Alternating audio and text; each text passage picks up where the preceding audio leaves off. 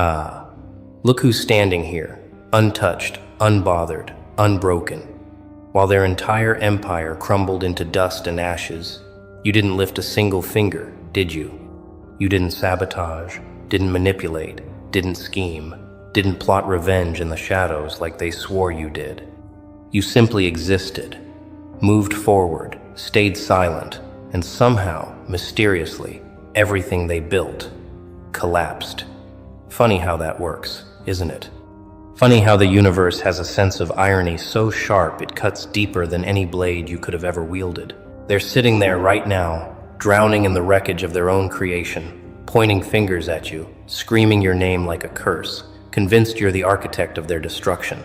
Before we go further, quick one, for the ones still scrolling instead of moving everything in the store, is 40% off right now. Books, planners, every tool built for the version of you this script is talking about. Link is in the description. Coupon code is in the description too. And once it's gone, it's gone. So handle that before you forget, like you always do. But here's the beautiful, twisted, poetic truth they'll never accept. You have no blood on your hands, no schemes in your history, no evidence linking you to a single crack in their foundation. Yet somehow, they're the ones bleeding out. Let's rewind for a second, because this story, this masterpiece of cosmic justice, didn't start yesterday. It started the moment they made you their target, their scapegoat, their villain without a crime. They looked at you, someone who refused to play their games, someone who walked with integrity even when it hurt, someone who wouldn't bend, break, or bow to their manipulations. And they decided you were the problem, not because you did anything wrong, but because you did everything right, and that was unbearable to them. So they launched their campaign, subtle at first, whispers in corners, seeds of doubt planted in conversations you weren't invited to, narratives spun with just enough venom to sound convincing. They needed you guilty, desperately needed you guilty, because if you were guilty, then their chaos made sense. Their attacks were justified. Their cruelty was self-defense. But you weren't guilty, were you? No, you were clean, maddeningly, infuriatingly clean. And that drove them absolutely insane. So what did they do? They kept digging, kept pushing, kept waiting for you to slip, to crack, to give them just one moment of weakness they could weaponize. They watched your every move like hawks circling prey, analyzing your words, dissecting your choices, searching desperately for the smoking gun that would prove you were the monster they painted you as. Days turned into weeks, weeks into months, months into years, and still nothing. No lies, no betrayals, no hidden agendas, no skeletons rattling in your closet. You were frustratingly transparent, annoyingly consistent, impossibly resilient, and every day you didn't break was another day their accusations looked weaker, their credibility crumbled, their desperation showed. But here's the thing about desperate people. They don't stop when they're wrong. They double down. So they escalated, turned up the pressure, made your name synonymous with suspicion even without proof, convinced others to join their crusade against an enemy who never actually attacked them. And you just kept walking forward. Now here's where the plot thickens, where reality starts bending in ways they never saw coming. While they were busy obsessing over you, consumed by their need to destroy you, distracted by their hatred and envy and fear of what you represented, their own lives started falling apart. Not because you cursed them, not because you schemed against them, not because you orchestrated some elaborate revenge plan from the shadows. No, it happened because people who spend their energy tearing others down never have enough left to build themselves up. Their relationships started cracking, small fractures at first, barely noticeable. Little arguments, tiny resentments, moments of disconnect that seemed insignificant. Their careers hit roadblocks, opportunities slipped through their fingers, projects failed, partnerships dissolved, money got tighter, stress got heavier, sleep got harder. Their mental health deteriorated, anxiety crept in, paranoia took root, trust evaporated, peace became a distant memory they couldn't quite grasp anymore. And through it all, through every collapsing pillar in their lives, they kept looking at you, kept blaming you, kept insisting somehow you were behind it all. But you weren't, were you? You were over here, healing, growing, building, evolving, focusing on your own path while they self-destructed in slow motion. You weren't casting spells, you weren't pulling strings, you weren't whispering curses into the night.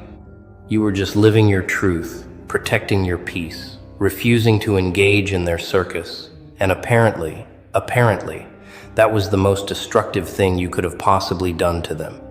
Because when you stopped feeding their drama, stopped reacting to their provocations, stopped giving them the fight they needed to feel alive, you removed yourself as the center of their universe. And suddenly, they had to face themselves, face the emptiness, face the rot they'd been projecting onto you all along. Suddenly the mirror turned, and what they saw wasn't you, it was them, raw and unfiltered and ugly and real. And that revelation, that unavoidable confrontation with their own reflection, that's what destroyed them. Not you, them, always them. Let's talk about the accusations, because, oh, the accusations were something special, weren't they? Creative, detailed, passionate accusations built on absolutely nothing but their imagination and desperation. They said you sabotaged their success, even though you were nowhere near their projects, their jobs, their opportunities. They said you poisoned their relationships, even though you hadn't spoken to their partners, their friends, their family members in months, maybe years. They said you spread rumors, even though your mouth stayed closed, your focus stayed forward, your energy stayed clean. They said you manipulated situations behind the scenes, even though you were openly, visibly, provably doing your own thing in your own lane. Every accusation was smoke without fire, noise without substance, a story without evidence. But they told those stories anyway, repeated them until they almost sounded true, convinced themselves so thoroughly that they started believing their own lies. And the wildest part? Even when confronted with the complete absence of proof, they didn't back down. They just said you were too smart, too calculated, too clever to leave evidence. You became the perfect criminal in their minds, guilty precisely because there was no proof. How do you defend yourself against that kind of delusion? You don't. You don't defend yourself against people who are committed to misunderstanding you, who need you to be guilty more than they need oxygen, who have built their entire identity around opposing you. You just let them talk, let them accuse, let them exhaust themselves screaming into the void while you keep building in silence. And that's exactly what you did, isn't it? You stopped explaining, stopped defending, stopped trying to prove your innocence to people who had already decided on your guilt. You stopped showing up to trials you never agreed to, stopped answering to judges who had no authority over your life, stopped participating in a system designed to drain you regardless of the verdict. You went quiet, not because you were hiding, but because you were done wasting energy on battles that didn't deserve your attention.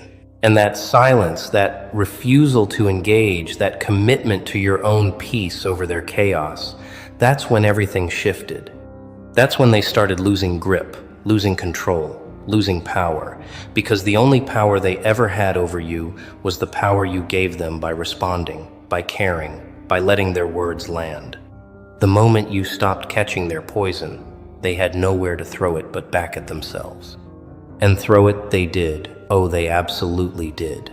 Every ounce of venom they prepared for you, every trap they set, every manipulation they crafted, it all backfired spectacularly.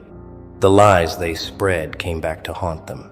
People started questioning their credibility, noticing patterns, seeing through the performance. The energy they spent attacking you was energy they didn't have for their own growth, their own healing, their own responsibilities, and slowly their lives reflected that neglect.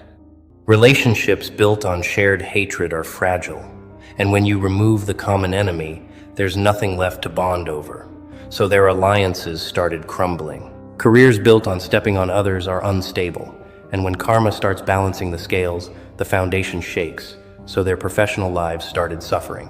Mental health built on projection and blame is a ticking time bomb.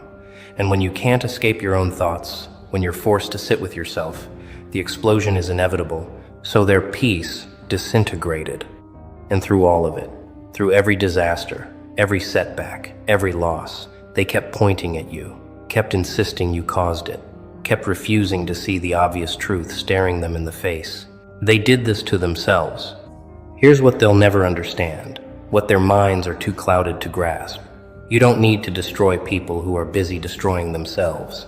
You don't need revenge when karma has a better memory and a longer reach than you ever could. You don't need to fight dirty when you can win clean. Don't need to manipulate when you can simply elevate. Don't need to tear them down when you can just rise above.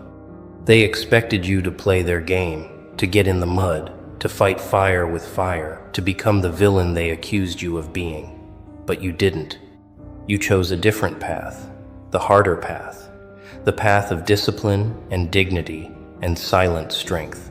You chose to heal instead of hurt, to build instead of destroy, to focus on your own growth instead of their downfall. And that choice, that refusal to become what they wanted you to be, that's what made you untouchable. That's what made you dangerous.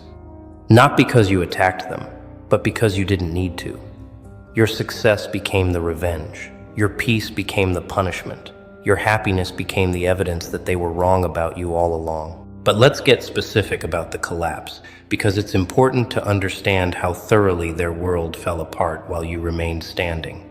Their finances started draining, unexpected expenses, bad investments, opportunities that seemed solid suddenly evaporating, money slipping through their fingers like water no matter how tightly they tried to hold on. Their health declined, stress manifesting physically, sleep escaping them, energy depleting, bodies breaking down under the weight of sustained negativity and unresolved guilt. Their relationships deteriorated beyond repair. Partners who once stood by them started seeing the truth. Friends started distancing themselves. Family members started asking uncomfortable questions. Isolation crept in where connection used to be. Their reputations took hits, slowly at first, then faster. Whispers spreading about their behavior. Their credibility questioned. Their character analyzed. The very thing they tried to do to you happening to them with actual evidence this time. Their mental clarity vanished, paranoia replacing logic, anxiety replacing confidence, confusion replacing certainty, peace becoming a concept they could no longer access. And all of this, every single piece of their unraveling, happened without you lifting a finger, without you saying a word, without you doing anything except existing and thriving and refusing to be broken by their hatred. The most beautiful part of this entire story is the simplicity of your role in it. You didn't orchestrate their downfall. You didn't need to. You just removed yourself from their toxic ecosystem and watched nature take its course. You stopped being their emotional punching bag, their scapegoat, their distraction from their own failures, and suddenly they had to face the consequences of their own choices without someone else to blame. You stopped feeding their drama, their chaos, their need for conflict, and suddenly the energy they were using against you had nowhere to go but inward. You stopped validating their false narratives, their lies, their delusions, and suddenly the stories they told started falling apart under the weight of inconsistency and absence of proof. You didn't fight them, you simply outgrew them, evolved past them, ascended beyond the level where their attacks could even reach you. And from that higher vantage point, you watched them struggle, watched them scramble, watched them desperately try to make sense of why everything was falling apart, completely unable to see that they were the architects of their own destruction. They're still talking about you, you know? Still convinced you're the reason for their misery, still telling anyone who will listen that you did something, even though they can't say what, can't provide proof, can't explain how. They've built entire mythologies around your supposed power, your alleged manipulation, your imagined schemes. In their minds, you've become this all-powerful force, capable of destroying lives from a distance without leaving a trace. It's almost flattering, isn't it? The way they've elevated you to this level of untouchable influence, this phantom villain who controls their fate without ever being present. But the reality is so much simpler and so much more devastating to their egos. You're not powerful because you destroyed them. You're powerful because you didn't have to. You're not dangerous because you attacked. You're dangerous because you evolved. You're not the villain in their story. You're the lesson they refused to learn. And now they're stuck in this prison of their own making, surrounded by the rubble of what they destroyed, still screaming your name, still blaming you, still unable to accept the truth that would set them free. They did this to themselves. Let's talk about the witnesses, because this story has an audience, and that audience has eyes. People watched this entire saga unfold, watched them attack you relentlessly, watched you remain calm and composed, watched them make accusations without evidence, watched you stay silent with dignity. And slowly, quietly, perceptions shifted. People started noticing patterns, started questioning narratives, started seeing through the performance. They watched your accusers' lives fall apart while you remained stable, watched the chaos surround them while peace surrounded you, watched karma work in real time with mathematical precision. And the whispers started, different whispers this time. Whispers of doubt about the people who spent years trying to convince everyone you were the problem. If they were really innocent, why are they suffering? If they were really right about them, why is everything falling apart for them and not for them? Maybe they were projecting all along. Maybe they were the toxic ones. Maybe we were wrong to believe them without proof. Those whispers, those questions, those shifting perspectives, you didn't create those. You didn't manipulate people into seeing the truth. You simply lived your truth long enough for the lies to expose themselves. The validation must feel surreal sometimes, doesn't it? After years of being misunderstood, misrepresented, painted as something you never were, suddenly the tide turns. Suddenly, people who once questioned you start defending you. People who once believed the lies start seeing the truth. People who once kept their distance start reaching out with apologies and admiration. They see your strength now, your resilience, your refusal to become bitter despite every reason to be. They see how you handled the pressure, how you maintained your integrity, how you never stooped to the level of those who attacked you. They see the evidence of your character, not in your words, but in your actions, not in your defenses, but in your consistency, not in your reactions, but in your restraint. And that validation, that shift in perception, that public acknowledgement of what you knew privately all along, that's not something you chased or manipulated or fought for. It came naturally, inevitably, as truth always does when given enough time and space to breathe. You just had to survive long enough to see it. But here's the thing they'll never forgive you for, the ultimate insult to their egos, the unforgivable crime in their eyes. You're happy, despite everything they put you through, despite the years of attacks and accusations and attempts to break your spirit. You're genuinely, authentically, peacefully happy. You're thriving in ways they never predicted, succeeding in areas they said you'd fail, growing into a version of yourself they never thought you'd become. Your life is full, your heart is light, your mind is clear, your future is bright, and none of that requires their approval, their presence, their validation, or their destruction. You built a beautiful life on the foundation of your own values, surrounded yourself with genuine people who see your worth, created opportunities through your own effort and integrity, found peace in your own company and strength in your own character. And that happiness, that thriving, that success, that's the final blow to their narrative, the undeniable proof that everything they said about you was wrong. Because if you were really the person they claimed you were, you wouldn't be standing here whole, healed, and happy. You'd be broken, bitter, and lost, but you're not. And that kills them more than any revenge you could have planned. So, what happens now? What comes next in this story where the accused stands clean and the accusers drown in their own poison? Simple. You keep walking forward. You don't gloat, don't rub it in, don't sink to the level of petty victory dances. You just keep building, keep growing, keep evolving into the highest version of yourself. You let their collapse be its own lesson, their suffering be its own consequence, their regret be its own punishment. You don't need to say, "I told you so," because your life says it louder than words ever could. You don't need to prove them wrong because time already did that work for you. You don't need closure from them because you found closure within yourself. You simply continue on your path, unbothered by their continued existence, unaffected by their continued blame, untouched by their continued bitterness. Because here's the ultimate truth they'll spend the rest of their lives trying to avoid. You won by refusing to play, succeeded by focusing on yourself, triumphed by choosing peace over war. And that's a victory they can never take from you, can never diminish, can never explain away. They'll tell this story for years, twisted and distorted to make themselves the victims and you the villain. They'll gather in their echo chambers, share their version of events, convince each other that you got away with something even though there's nothing to get away with. They'll create elaborate theories about how you manipulated situations, pulled strings behind the scenes, orchestrated their downfall with invisible hands. They need these stories, these fantasies, these delusions, because the alternative, the truth, is too painful to accept. The truth that they destroyed themselves, sabotaged their own lives, created their own misery through their own choices, that's unbearable.